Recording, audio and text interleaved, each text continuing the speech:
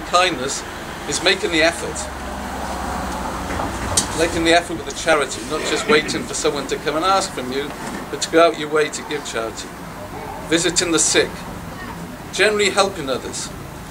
As I say, in contrast to the justice which is relatively passive, it's to be very, very active. It's to actually love chesed. To be the whole of your ikka, the whole of your person is to love chesed. The deed alone is insufficient. It's to do with a passion. To have a passion to help others. And finally, to walk humbly with your God. It doesn't just say to be humble, to do justice, loving kindness, to be humble. It's wonderful. After all, you're doing good things. We don't want you to stand up and say, hey, look what I did. We want you to be humble. To be modest. So why are we saying, why this expression? To walk humbly with your God. Now to help answer that, I have this green piece of paper, which all these things that get given out on Shabbos and everything you find in shul hanging around. And this actually I found when I was lying around. I got it from Pesach, and it's the Machon Meir piece of new sheet, not new sheet, whatever sheet it's called, and Rav Shlomo Aviner. And he asks a very interesting question. He says, what is our task on earth? That's the title of the piece. He says, what is our task on earth? What do we need to do? I'm not going to read the whole thing, it's too long, so I put this little pen around it to say, so I can read basically the main items. Whatever a person does, however important his activities, and however great his talents, they are nothing compared to his ultimate enterprise, being a partner with God in the creation act, in the great task of making God's glory appear on earth. This is what affords man's life its greatest significance, the greatest glory, and is greatest success. So we see now why we're coming to this expression about what I say was here. To walk humbly with your God. That there is the absolute, we're coming to the end, the absolute height. Of course, we have to associate our lives with Hashem.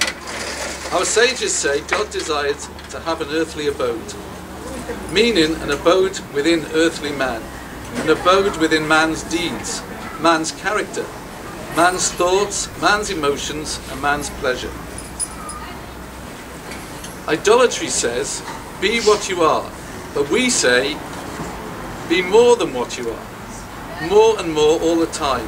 There are higher and higher levels, with even higher ones beyond. Yet the higher levels above us are not alien to us. They are within us. They exist in us in potential. They are in our soul. That is our task, to be partners with God in this great work. Each person in accordance with his strengths, each in accordance with his efforts and his spiritual level. So, what are we trying to say here? That humility and modesty is linked up with the way our souls, our whole soul, the way our privacy even, it's concealed deep inside us. And along with all the justice and kindness and everything else, there has to be an inner soul which is connected very strongly to Hashem. And I think these three things, which are defined as the pillars of our religion by Mika as well, there's something which I think my father, like Dalma said, I also remember him saying, what's it all about? And this expression, you suddenly come out with it. And I've seen a lot of us ask the same question. What are we doing here? What's it all about? What are we supposed to be doing? What's right? What's wrong?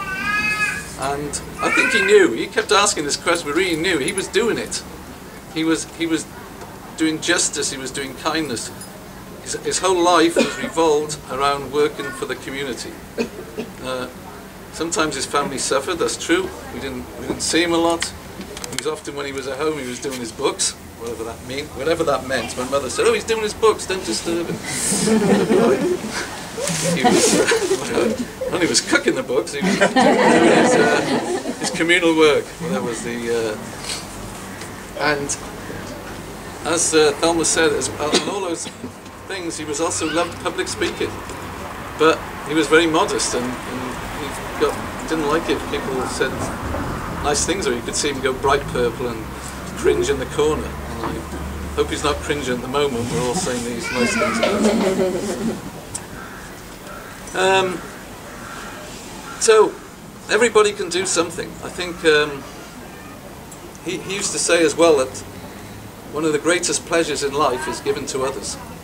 I don't know how many of you have felt that, but sometimes I felt it myself. I think that helping others really does give you great pleasure. Sometimes more pleasure than many other material things. And when you've made that huge effort to go out your way to help somebody else, it's certainly a very rewarding thing. Many of you may have read Mesilat Yesharim, I'm sure you have. And one of the chapters, I think one of the first chapters, is Hischirut, which is watchfulness. And one of the things that Mesilat Yesharim, Ramchal recommends, is that when you go to bed at night, you look back over your day, each day, and say, what did I do right, what did I do wrong, so you can correct it. And each night you should do this, and it keeps you away from sinning. I'd like to add a little rider to that. Maybe we could all think, how can I help somebody else? What can I do to help somebody who's less fortunate than me? Somebody who needs assistance. And not just wait for somebody to ring and say, "Oh, can you give me a ride?" Go out your way. Even the simplest things. I know when you drive, you pick somebody up for a lift, and they say, "Oh, you can drop me on the corner." Take them all the way home. What the heck? Another 2 minutes in the car. Why would you? The simplest of things. We can all, I think, go that extra mile, help somebody else. Anyway, I think that's about it. Again, there are really two reasons for having an evening like this. One is what Thelma said, I think, was sort of a eulogy, which was to tell you about my father, who we loved very much and we miss very much. We were very proud of him, and I was proud of the service he gave to people, the service he gave to Hashem. Maybe not on the most, what you'd call religious level of religious, but I think on a very, very religious level, from what I've defined tonight. Well, of course, losing one's parents is one of the most saddest things. At the same time, we have to thank God that my parents lived to an average age of 89. As Jean said, I think, they were very much in love. They still walked hand in hand, I think, until the last few days. Often when they walked on the street, they'd be holding hands. They were married for 56 years, and they had a very, I think, happy and basically very healthy life until the last few years, when both of them suffered some forms of dementia. In the second part, I don't really see the point of just coming here to tell you wonderful things about my father if I haven't got some sort of message to pass on. I hope I've passed you on a message which I believe my father represented in a very big way, being helpful, doing things for other people. And finally, another little bit of paper that I took at a Torah Tidbits. I'm not going to read it actually, but it was just a Tisha B'Av, and he was talking about Rav Kook, and he was talking about, of course, at Tisha B'Av, everybody knows that the temple was destroyed because of Sinat Chinam. And of course the obvious way of overcoming Sinat Chinam is Avat Chinam. Avat Chinam, which is basically open, means love, but we don't have to use that word exactly. I think we can define it very much in the way I've tried to define it tonight. It's just the justice, the truth. Even if you don't go all the way of out of your way too much, just to be nice to other people. It's a message of, I think the word tolerance. doesn't matter if somebody's black or white or Ashkenazi, Sephardi, your noisy neighbours, your noisy children, whatever, those noisy cars, all these people who annoy you.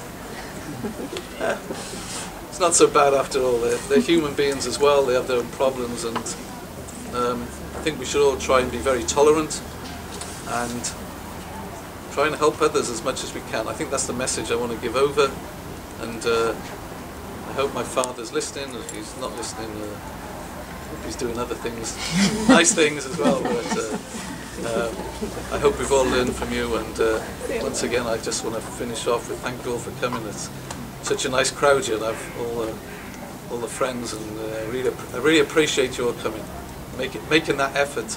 I know some of you have been away and you've come back, or you've taken taxis or whatever it is. I appreciate every one of you for coming tonight.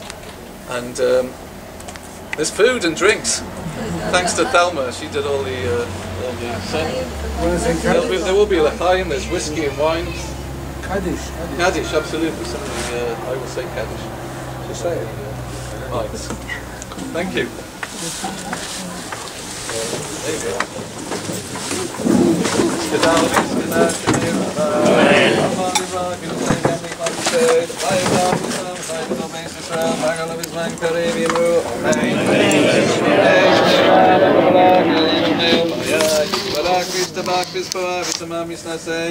Yisada, Yisalev, Yisalal, Shemei Kudushab, Eila, Mikal, Chasab, Shirasa, Tushkasa, Nechamasa, Damiram, Yama, Vimru, Amen. Al Yisra, Rabbanan, Val Tamilam, Vakal Tamidei, Tamliam, Valkalman, Taskim, Raisa, Diva, Trikadisha, Daim, Bediva, Kalata, Vatar, Yehelaham, Lacham, Shlamara, Bakinam, Kisra, Chamei, Ailikaim, and Zaimrikay, Valkanam, Kadam, Baham, Divishmaya, Vimru, Amen. Yeshlamara, Min Shemaya, Vachaim Alain, Vakal Yisrael, Vimru, Amen. Ose Shalom, Vimru, Amavi, Ose Shalom Alain, Vakal Yisrael, Vimru, Amen.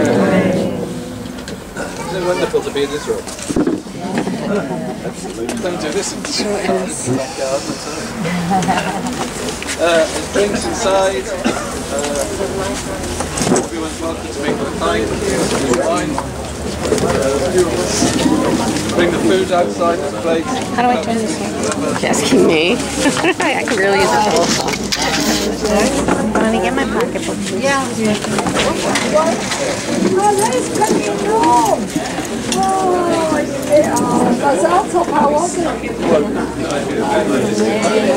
I don't know. Hi. I have to turn this off. Good question. How are you? I think I know.